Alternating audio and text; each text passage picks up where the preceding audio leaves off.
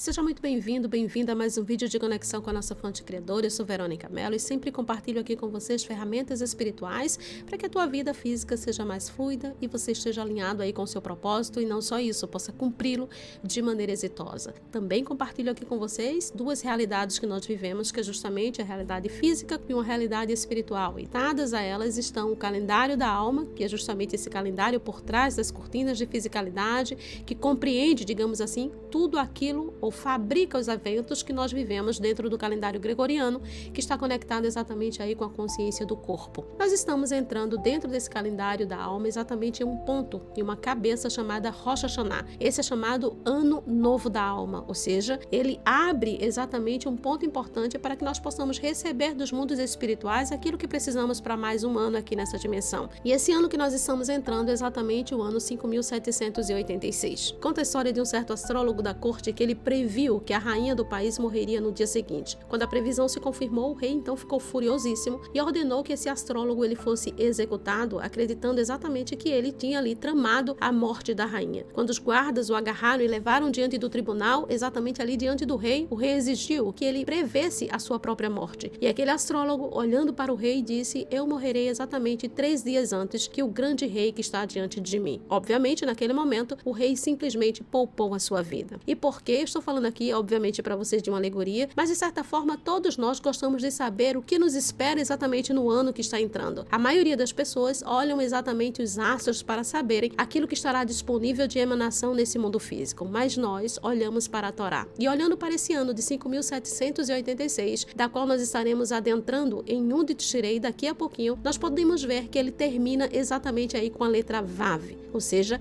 a 6ª letra do Aleph Bet. E nós sabemos que letras e números são exatamente a mesma coisa aqui nessa dimensão. E não só isso, que exatamente são essas letras, os ladrilhos, as pedras, os fundamentos, pela qual o Eterno criou absolutamente todas as coisas. A letra Vav, ela representa o poder da Torá, ou seja, quando alguém estuda a Torá, ela tem o poder de atrair, de liberar a boca daquilo que é chamado do paraíso para este mundo, ou seja, as portas de Biná se abrem e são conectadas exatamente através da letra Vav e chega a abundância aqui nessa dimensão. Então podemos deduzir desse ano de 5786 exatamente que ele é um ano de abundância, porque está conectado exatamente com a boca, ou seja, com Biná, trazendo essa chefe exatamente aqui para essa dimensão. Obviamente, para que essa abundância seja derramada em nossas vidas, precisamos fazer jus àquilo que a dimensão de Biná nos traz, que é justamente entendimento. Como eu disse, a letra Vav também significa conexão. Este ano será um ano de Israel, ou seja, um ano de estar conectado direto com Deus. Além disso, a letra Vav representa 6. E 6 é o 6º dia da criação, quando Deus criou ali Adão e Havá, homem e mulher à sua imagem, ou seja, os dois em um. Isso nos lembra que estamos aqui para trazer perfeição ao mundo, como diz o Kiddush ali na sexta-feira, quando nós fazemos à noite. Deus criou o mundo para que nós o consertemos, para que nós o aperfeiçoemos. Cada um de nós, nesse ano de 5786, somos chamados a sermos parceiros de Deus exatamente na criação, na perfeição e na retificação desse mundo. O número 6 também alude aí ao 6º dia de Sivan, o dia em que Deus deu a Torá, os 10 enunciados ao mundo, lembrando-nos de nossas responsabilidades de seguir a Torá. E só assim nós podemos tornar o quê? O mundo um lugar realmente retificado. O número 6 também alude aí ao número dos 6 milênios, que é o período na qual Mashiach se revela.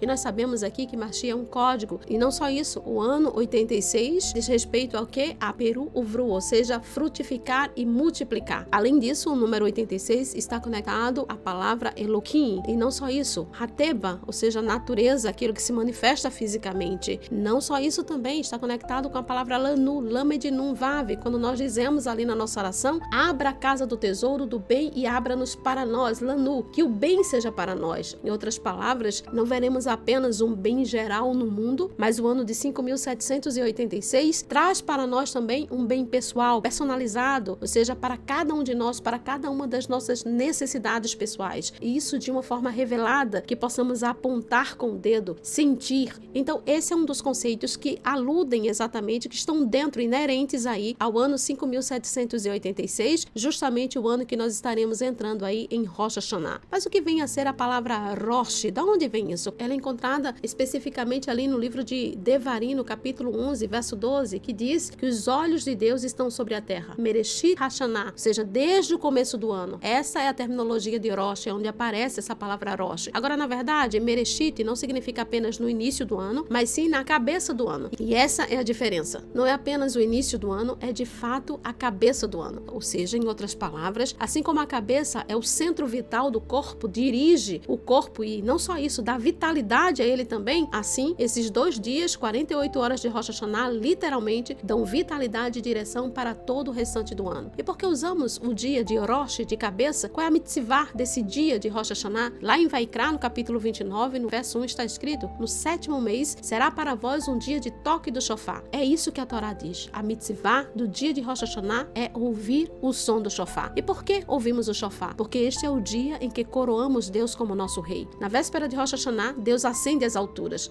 E quando tocamos o shofar, exatamente nos 2 dias de Rosh Hashanah, ele retorna. E quando ele retorna, ele traz uma nova energia, novo poder, exatamente para que nós possamos viver mais um ano aqui nessa dimensão. Na frase Mereshit Hashanah, ou seja, no começo do ano, a palavra Mereshit está escrito sem a letra Aleph. E a letra Aleph é exatamente a inicial da frase Aluf Haolam, ou seja, o mestre, o rei do universo. E exatamente isso. Os cabalistas explicam que antes de Rosh Hashanah, Deus ele se retira, ele faz um tzimtzum, é como se o mundo ficasse sem a revelação direta da sua energia vital, é como se fosse um estado, na verdade não é como se fosse, é um estado de ocultamento. Por isso a palavra Mereshit aparece exatamente sem a letra Aleph, que é o mestre do universo, está oculto, digamos assim. Mas quando nós ouvimos o som do shofar, quando o shofar é tocado em Rosh Hashanah, ocorre exatamente a renovação do pacto. É como se o Eterno, ele voltasse, o rei está de volta, ou seja, a letra Aleph, ela retorna e retorna exatamente trazendo a vitalidade para que todos nós recebamos a luz, vida, nova inspiração, novo propósito, novo encorajamento exatamente para o ano que virá. E talvez você tenha a pergunta, se já está acostumado com as leituras da Torá, exatamente aí nos 2 dias de Rosh Hashanah, que é justamente porque a leitura da Torá em Rosh Hashanah no primeiro dia fala sobre o tratado de paz entre o patriarca Abraham e Avimelech. E lá diz exatamente que Abraão deu 7 ovelhas e eles fizeram um juramento, fizeram um pacto. Por que lemos isso em Rosh Hashanah? Rosh Hashanah é o dia em que Deus criou a humanidade, é o 6º dia da criação, não é o primeiro. Quando Deus criou ali Adão e Havá, que são esses 2 códigos. E o que lemos no 2º dia de Rosh Hashanah não é diferente. Lemos então a Akedah de Isaac, quando Deus diz a Abraão: tome o seu único filho e ofereça-o sobre o altar. Qual é a conexão disso em Rosh Hashanah? Está escrito no Midrash que esses episódios, eles ocorreram justamente em Rosh Hashanah. Mas e daí, não é? Tantas outras coisas também aconteceram nesse dia ao longo da história. Além disso, por que Rosh Hashanah, o início do ano, cai no 7º mês, que é Tishrei, ao invés de cair aí no mês de Nissan? Porque exatamente nesse 7º mês o Eterno diz: e tocareis o shofar. A resposta é simples. Quando Deus tirou Israel do Egito, e aqui nós sabemos que Israel é um código, ele disse: agora vamos começar o calendário. Deus tirou ali Israel do Egito no mês de Nissan. E assim Nissan se tornou o primeiro mês para quando alguém quer sair da sua estreitez, do seu lugar de escravidão. Mas a criação do universo aconteceu meses antes, o lugar de renovação, o lugar em que nós recebemos dos mundos espirituais aquilo que precisamos para vivermos aqui nessa dimensão. E isso acontece exatamente no 7º mês. Se olharmos para as leituras dos 2 dias de Rosh Hashanah, veremos que há uma síntese, há um tema em comum, ou seja, há um denominador comum que em ambos os dias falam exatamente de quê? Do conceito de juramento, de pacto. Qual é esse conceito de juramento e como ele se conecta a Rosh Hashanah? O Talmud nos ensina que antes de uma alma nascer, antes de uma criança vir aqui para este mundo, cada um de nós faz um juramento.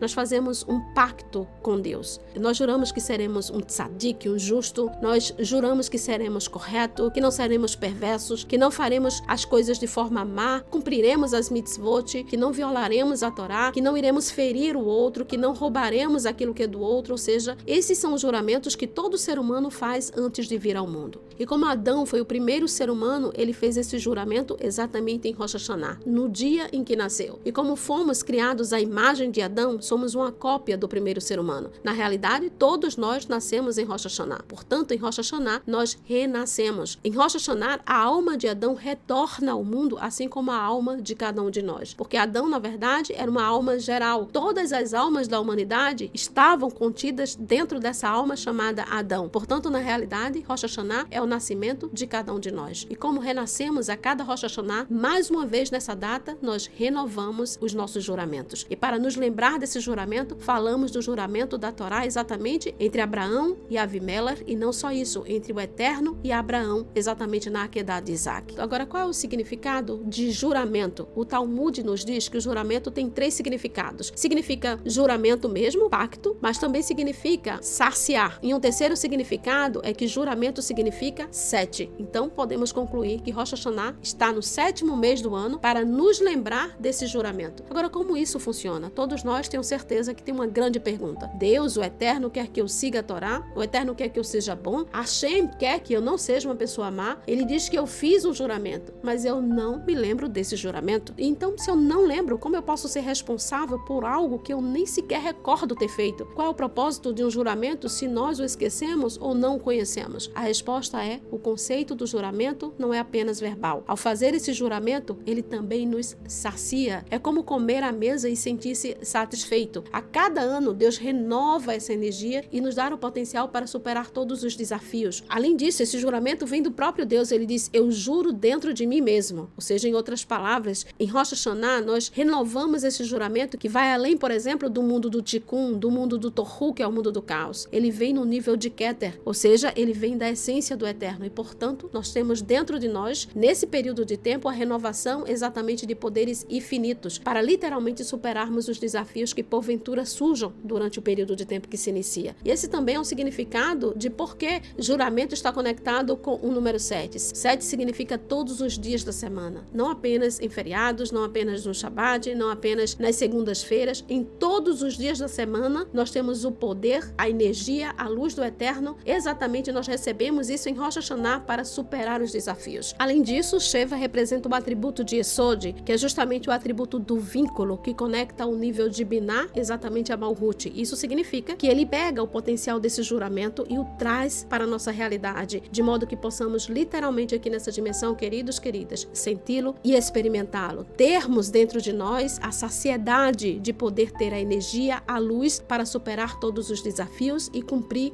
os nossos propósitos aqui nessa dimensão. Assim, o 7º mês, que é o mês de Tishrei, exatamente o mês de Rosh Hashanah, existe para nos lembrar exatamente que este é o tempo de quê? É o mês do juramento, é o mês em que renovamos as nossas responsabilidades diante dos céus, diante do Todo-Poderoso e principalmente renovamos o nosso propósito com a nossa alma. É o tempo também que renovamos as nossas responsabilidades de que estamos aqui por um motivo, que estamos aqui porque temos o quê? Um propósito, que não estamos aqui por acaso. Cada um de nós, nesse tempo, é dotado de força exatamente para cumprirmos a nossa missão. Transformar o mundo, torná-lo um lugar mais belo, equilibrado, um lugar melhor e preparar esse mundo exatamente para receber a presença do Todo-Poderoso. Está escrito no final da leitura do primeiro dia que Abraão permaneceu naquela terra por muitos dias. Por que é importante sabermos disso? É interessante notar que a palavra Yamim, dias, tem o valor de 352. Mas as duas palavras, chegamos à Yagmátria de 354, que representa exatamente o ano lunar. Em outras palavras, o que eu quero dizer? Em Rosh Hashanah, fazemos um juramento no 7º mês. Por quê? Porque esse juramento nos dá força para um ano inteiro. Ou seja, 354 dias até o próximo Rosh Hashanah, quando novamente recebemos um novo juramento e somos saciados com novos poderes. E para concluir, eu trago aqui uma história contada por um rabino e ele diz que escutou isso diretamente de uma pessoa. Havia um jovem chamado Micael. Micael não era religioso, ele estava ali no ensino médio, ele sonhava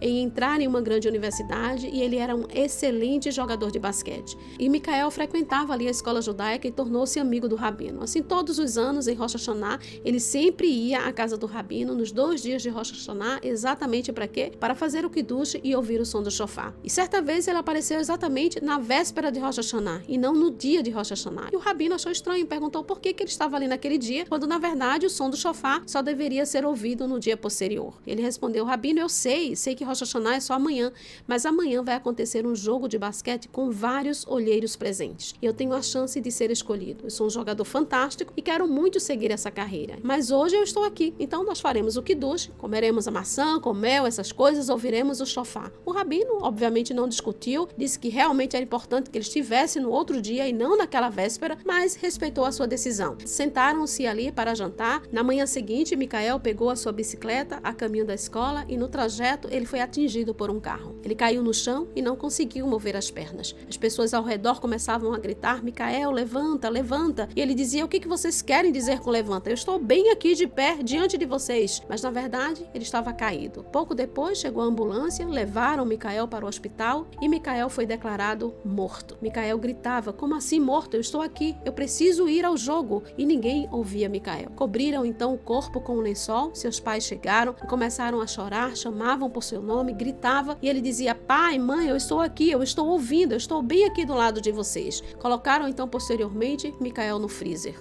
e ele sentiu frio e perguntou por que eu estou aqui se eu não sou um pedaço de carne. Pouco depois tudo ficou escuro e de repente estava sentado diante de 3 rabinos. E os rabinos disseram: levante-se, Micael, você está em um julgamento.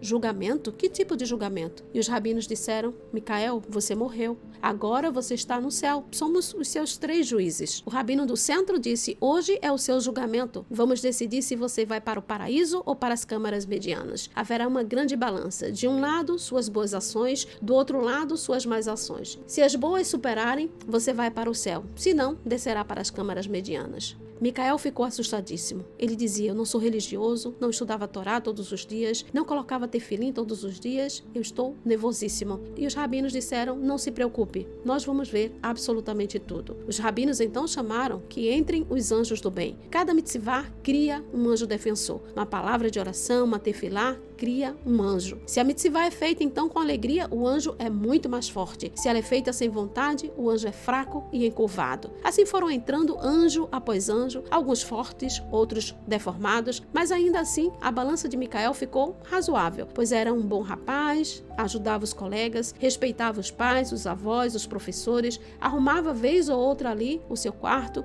De repente entrou um enorme anjo monstruoso. Boa tarde, Micael, disse ele. Eu sou o anjo da morte, o Satã. Você virá comigo. Vou trazer todos os anjos que você criou. Cada vez que você desobedeceu, cada vez que você trapaceou, cada vez que você não agradeceu e não abençoou a comida que estava diante de você, cada vez que você colocou coisas impróprias diante dos seus olhos, todos esses anjos foram criados por você. E geralmente as pessoas fazem essas coisas com prazer. Então esses anjos que entravam agora eram sempre anjos fortes. No final, a balança estava 50% boas ações e 50% más ações. Estava um empate. E isso quase nunca acontece. E ele pensou: para onde ele iria? De repente, mais um anjo apareceu, mas esse era meio luz, meio treva. Nunca tinha visto algo assim. O anjo disse então: Micael, sabe quem eu sou? Eu sou o anjo do shofar. Eu sou o anjo que é criado em Rosh Hashanah. Eu deveria ter sido criado quando você ouvisse o som do shofar. De repente, a parte de luz do anjo ficou completamente em treva. E o Satã gritou: Micael, você agora vem comigo. Enquanto o puxava, Micael gritou: não! E então ele acordou. Estava sentado à mesa do rabino, havia adormecido depois do Kiddush, porque estava cansado de tanto treinar. No dia seguinte, Micael voltou, ouviu o som do shofar, chegou um pouco mais tarde no jogo e do nada uma pessoa se machucou e ele teve que substituir, e foi exatamente nessa hora que os olheiros chegaram e se encantaram com a performance de Micael e logo contataram e fecharam com ele para depois da graduação. Queridos, queridas, todos os dias criamos anjos. Cabe a nós criar anjos de luz. E temos certeza que este ano de 5.786 será o ano em que criaremos o anjo supremo, o anjo final. Como Maimônides nos ensina, devemos sempre ver o mundo como equilibrado. 50% boas ações e 50% mais ações. Cabe a nós fazer a mitzvah final,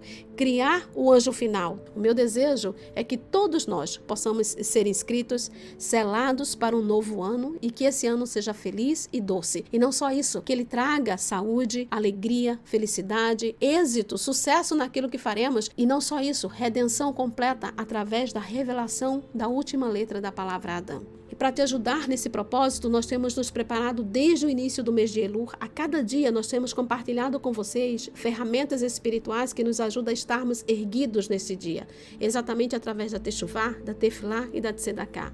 Você pode encontrar no grupo Calendário da Alma mais informações e os passos para que Rosh Hashanah seja vivido de maneira desperta. Iniciaremos com a purificação da nossa casa física, não só isso, também do nosso corpo, que é a casa da nossa alma, e em seguida faremos então o cancelamento de promessas, o Seder de Rosh Hashanah e a grande e central mitzvah, ou seja, criaremos o anjo que faz com que a nossa balança incline para o lado da direita, que é justamente o anjo do shofar, que ele é criado quando nós ouvimos o shofar no primeiro e no segundo dia, nesse dia alongado de 48 horas, que é justamente Rosh Hashanah. Bom, a porta está aberta, aquilo que eu posso compartilhar com vocês eu tenho feito, a oportunidade está literalmente diante de você. E só você pode escolher sob que olhar você quer estar nesse dia. Se é sob o olhar olhar do eterno que sacia a tua alma, ou sob os olheiros desse mundo que propiciam um pequeno prazer, mas que não sacia a tua alma e muito menos prover a luz que você precisa para mais um ciclo aqui nessa dimensão.